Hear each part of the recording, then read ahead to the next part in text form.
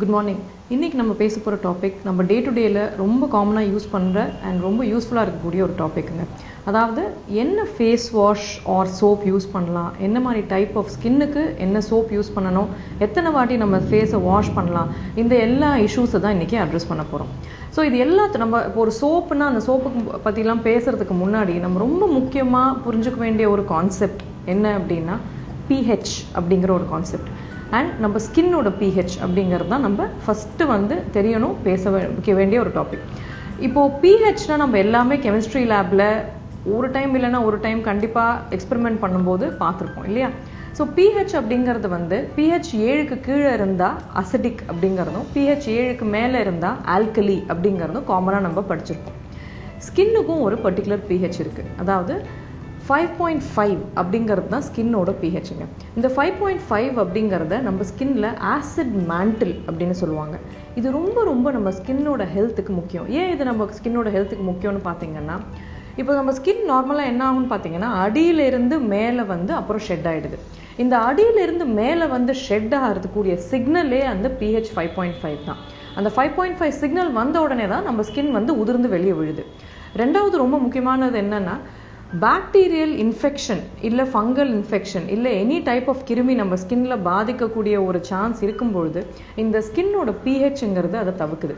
அதாவது நம்ம 5.5 acid pH of skin இருக்கும்பொழுது ஸ்கின்னோட health is very very easily and importantly maintained.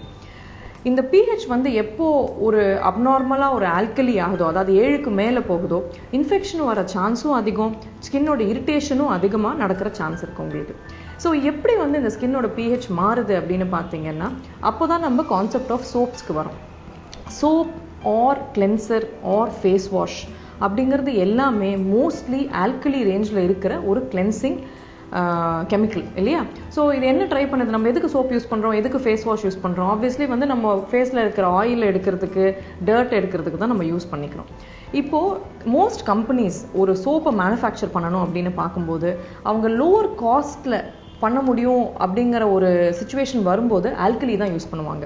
ஏன்னா அது ஆல்கலியாக இருக்கும்போது ஈஸியாக இருக்கிற அழுக்கு எல்லாத்தையும் எடுத்துரும். இது தவிர உங்களுக்கு சோப்பில் சர்ஃபெக்டன்ட் அப்படின்னு ஒரு பர்டிகுலர் கெமிக்கல் இருக்கும். இந்த சர்ஃபெக்டன்ட் என்ன பண்ணும் அப்படின்னா அந்த அழுக்கு ஆயில் எல்லாத்தையுமே அட்ராக்ட் பண்ணி அதை எடுத்துடுற ஒரு தன்மை இருக்கும். ஸோ இப்போ ஃபார் இன்ஸ்டன்ஸ் ஈவன் நம்ம துணி வாஷ் பண்ணுற டிட்டர்ஜென்ட்ஸில் கூட சர்ஃபெக்டன்ட் இருக்கும் உங்களுக்கு. ஏன்னா அந்த அழுக்கு எடுக்கிறதுக்காக that is very important to be there.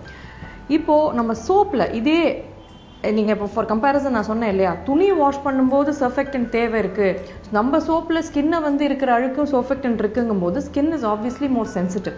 So it is very important to choose your face wash or your cleanser or your soap very very carefully. ஒரு சோப் அப்படிங்கிறது எப்போவுமே உங்கள் ஸ்கின்னோட pHக்கு க்ளோஸாக மெயின்டைன் பண்ணுற அளவுக்கு ஒரு ஸ்ட்ரென்த் இருக்கிறதா இருக்கணும். அதாவது it should maintain the skin's pH at 5.5 or close to 5.5. So most soaps இந்த மார்க்கெட் பார்த்தீங்கன்னா ஆல்கலி, அதாவது 7-8ங்கிற pHல இருக்கும் உங்களுக்கு.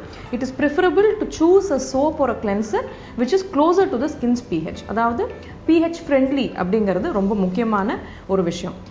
என்ன டைப் ஆஃப் ஸ்கின்னுக்கு என்ன ஃபேஸ் வாஷ் யூஸ் பண்ணுறேன் அப்படிங்கிறது எல்லா பேஷண்ட்ஸுமே காமனாக கேட்குற ஒரு கேள்வி. ஸோ அதுக்கு we will divide the skin type into oily, dry, combination and sensitive skin. இப்போது அது தவிர there is also another variant of acne or pimple prone skin இல்லையா. ஸோ இப்போ ஆயிலி ஸ்கின் இருக்கிறவங்க பார்த்தீங்கன்னா நிறைய பேருக்கு, எஸ்பெஷலி சவுத் இண்டியன் ஸ்கின் பார்த்தீங்கன்னா நிறைய பேருக்கு ரொம்ப ஆயிலியாக இருக்கும். ட்ரை ஸ்கின்னுங்கிறது இட்ஸ் கொஞ்சம் தான், பட் மோஸ்ட்லி பார்த்தீங்கன்னா most people have oily skin in this side of the country. So especially நம்ம இருக்கிற வெதருமே பார்த்தீங்கன்னா இட்ஸ் வெரி வெரி ஹாட், ஒரு நல்ல பிசுபிசுன்னு இருக்கிற வெதர் அப்படின்னு இருக்கும்போது people ten to over wash. அதாவது கண்டினியூஸாக ஃபேஸ் வாஷ் பண்ணிட்டு இருப்பாங்க. எவ்ரி 2 மணி நேரத்துக்கு ஒரு தடவை, ஐயோ டாக்டர் எனக்கு ரொம்ப பிசுபிசுன்னு இருக்கு, உடனே நல்லா போட்டு அப்படி ஸ்க்ரப் பண்ணி எடுத்தால் தான் நல்லா க்ளீனாக இருக்கிற மாதிரி இருக்குது அப்படின்ட்டு. இதுதான் நம்ம பண்ணுற ஃபர்ஸ்ட் மிஸ்டேக். ஆயிலி ஸ்கின்னை எக்ஸஸ் வாஷ் பண்ணக்கூடாது. ஆயிலி ஸ்கின் அதிகமாக வாஷ் பண்ணிங்கன்னா நீங்கள் எடுக்க எடுக்க ஆயில் சுரத்துக்கிட்டே தான் இருக்கும். So it is very important to hydrate oily skin also. அதாவது ஆயிலி ஸ்கின்னுக்கும் மாய்ஸ்சர் தேவை. அதில் இருக்கிற நேச்சுரல் மாய்ஸ்சரை நம்ம ரொம்ப வாஷ் பண்ணி எடுத்துட்டோம்னா அதோட சைடு எஃபெக்ட்ஸ் என்னன்னு பார்த்தீங்கன்னா ஓவர் செக்ரீஷன் ஆஃப் sebum, திருப்பி ஆயிலினஸ் அதிகம் தான் செய்யும்.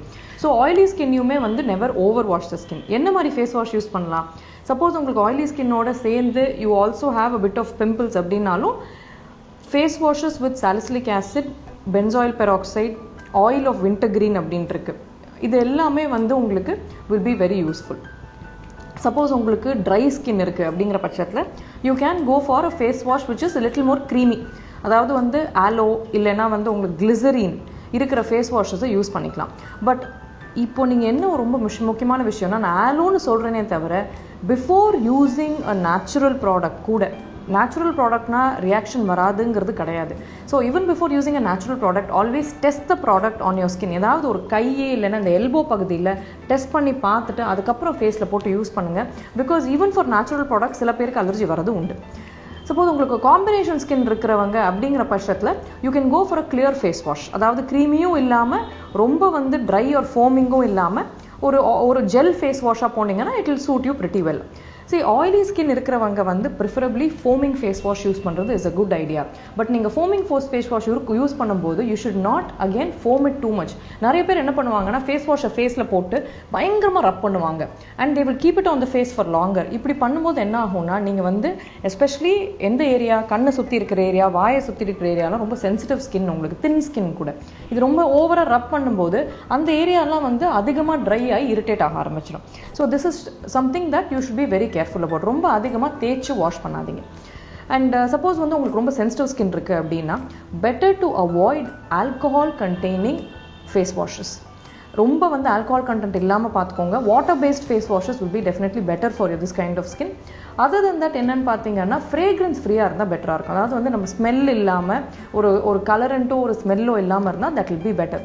நிறைய நல்ல ப்ராடக்ட்ஸ் இருக்குது மார்க்கெட்டில் which are very good for sensitive skin and it is better to go for such kind of products. And sensitive skin இருக்கிறவங்களும் again always test the product. எப்போவுமே கையில் எல்போலன்ட்டு போட்டு டெஸ்ட் பண்ணி பார்த்துட்டு அதுக்கப்புறம் ஃபேஸில் யூஸ் பண்ணுங்க. No matter how natural or how organic, anything can give you an allergy at any time. So that is something that you have to be very careful about.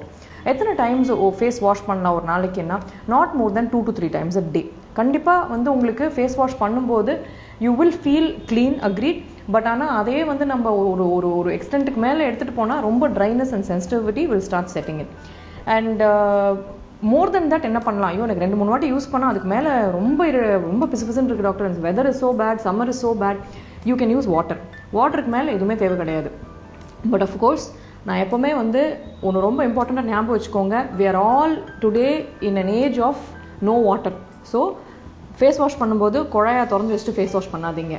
Okay, that is very important. When you foam, close the tap, wash your face, open the tap, wash your face, close the tap again. So don't waste water while you're washing your face. That's very important. This is an environmental news also.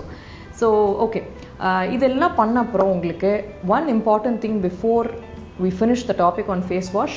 Once you face wash, always use a little bit of moisturizer on the face. If suppose it is an oily skin, use a gel based moisturizer. Dry skin இருந்துச்சுன்னா a cream based lightweight moisturizer for the summer will be very helpful. Okay, so with all these tips, I'm sure you can choose a good face wash to go with your type of skin. Have a good day.